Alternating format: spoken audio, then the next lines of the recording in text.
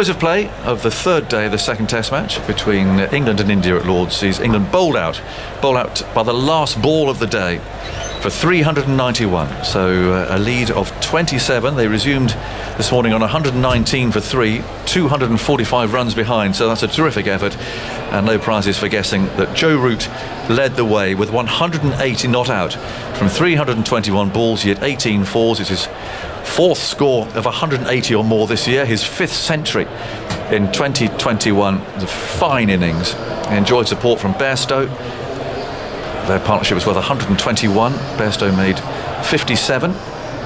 Butler made 23. Moeen Ali, he put on 58 with Root, made a nice bright 27. Sam Curran was out first ball, so Sharma was on a hat-trick, which survived actually by Root. Ollie Robertson made 7, Mark Wood 5, and Jimmy Anderson batted very bravely there. He hit a nasty blow on the head from Bumrah, the fast bowler. He got another couple in the ribs, fending it all off, and he was actually bowled by the very last ball by Shami with outscoring. Ishant Sharma 3 for 69, Shami 2 for 95, Siraj 4 for 94. Another wholehearted performance from him. Jadeja didn't take a wicket, and neither did Bumrah. 26 overs, 6 maidens, no wicket for 79.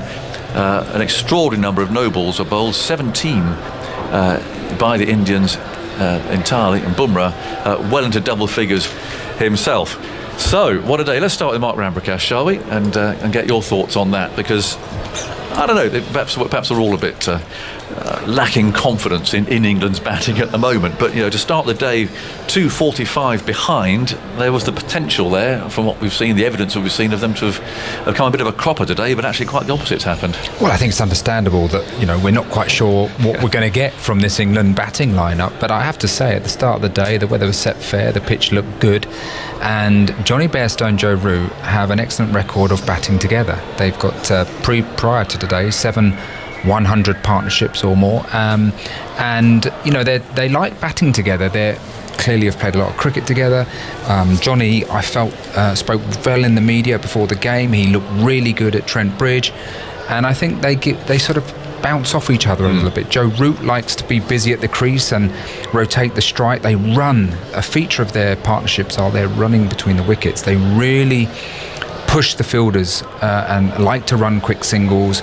I thought that partnership of 121 was excellent.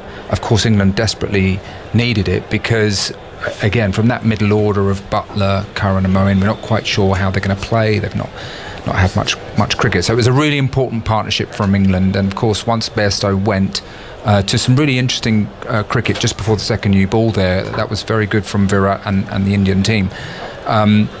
They went short, didn't they, basically? Yeah, they went short. But so many, that period before the second new ball, so many teams just go through the motions, really, and say, well, OK, we'll just wait for the second new ball. But India, to their credit, Jadeja bowled extremely well, very accurately, quite quick, as we know he likes to do.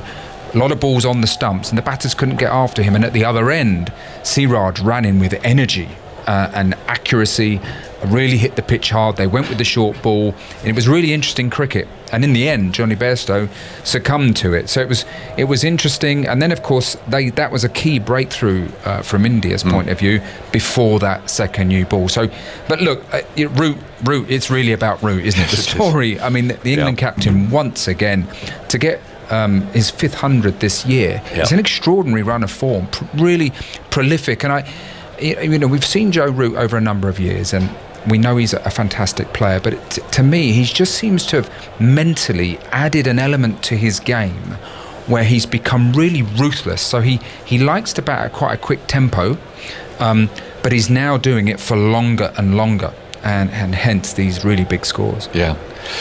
Deep. Let's talk about Root, shall we? I mean, it's a fascinating innings. We've sort of analysed where he was scoring his runs.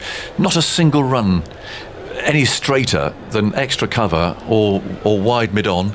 A lot of back foot, and you think, oh, OK, well, perhaps they bowled a bit short at him, but then we've analysed all that. We've seen the pitch map where they bowled a good length to him. That's there, evidenced. And yet all these shots off the back foot.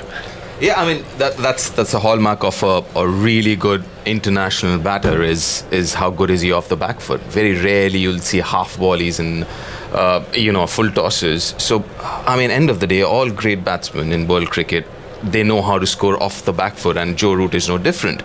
And the good part is his ability to manipulate the field, the grafting part of it, it's so impressive. I mean, you try and keep fielders where you think he's going to score runs, but it's still going to find ways to pierce the gap. And it's not about boundary. For example, Bairstow, you were mentioning about Bairstow. I mean, he or someone like Joss Butler, they thrive on boundaries. Right? Initially, when they go in, they get those boundaries, they feel good. But someone like him, it doesn't have to be boundaries. I mean, if you stop the boundaries, he'll pick singles.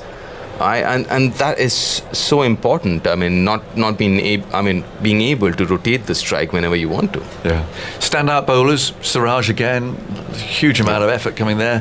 Sharma, actually, we thought he looked a bit without rhythm earlier on, but actually he was on a hat-trick at one point there, dismissing Moeen and Curran with successive balls. Yeah, that particular spell that you're talking about, I think he started the spell trying to bounce Moeen. Yeah. And then after the first over, he realized that's not working, and then he came back around the wicket and started bowling that fullish length and using the slope as well, and picked up both the left-handers, Sam Curran and before that Moeen. Yeah. So what do we make of India's bowling all round? I mean, Virat Kohli was interesting in that there was a period then, quite a long period, where he kept changing. And no bowler from the pavilion end bowled more than 3 overs in a spell.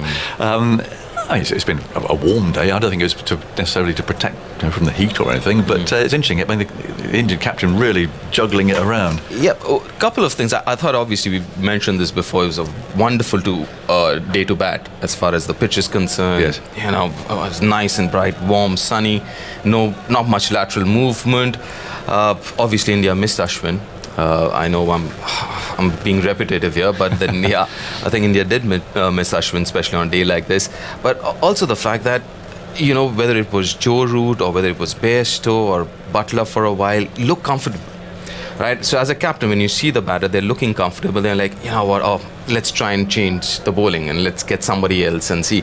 I think a bit of a disappointment, as far as I'm concerned, has been Mohammad Shami.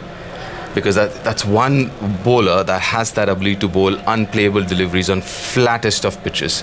And I thought he didn't bowl well enough, at least today. It's interesting. I always like watching a batting captain changing the bowling and wonder if he's doing what he would not like to face. So that really quick rotation at the far end, and it went on for quite some time. Does that sort of offer a thought that perhaps Virat Kohli, if he were batting, would not want to keep having the bowling changing when he's batting? Yeah, well, I mean, maybe he's just following on from Mahendra Singh Dhoni, who used to change the bowling quite a lot. Yes. And it could be that a bowler's just taken a wicket and he's whipped off because he fancies a different matchup.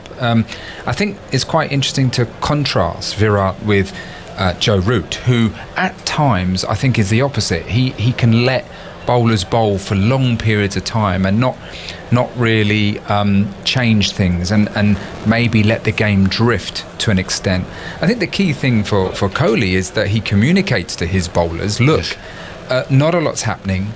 The batsman looks comfortable. We are going to rotate you a little bit at the pavilion end, and that the bowlers buy into that and understand it. But clearly there are some bowlers who would rather get into their spell and want 5, 6, 7 overs. So as long as they're all aligned and the bowlers understand what the captain's thinking, then or he just tells them what to do and they have to do it. I think that's might be a bit of that.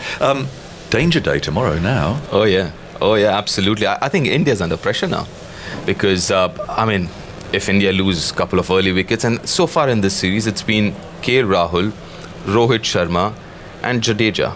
Yes. Right? I mean, these 3 batters have scored most of the runs. The middle order has not fired. Pujara is under fire. So is Ajinkya. Long tail. Yeah, a long tail. Virat got that 40, looked good in the first innings, but then again, he hasn't scored too many as much as you expect him to.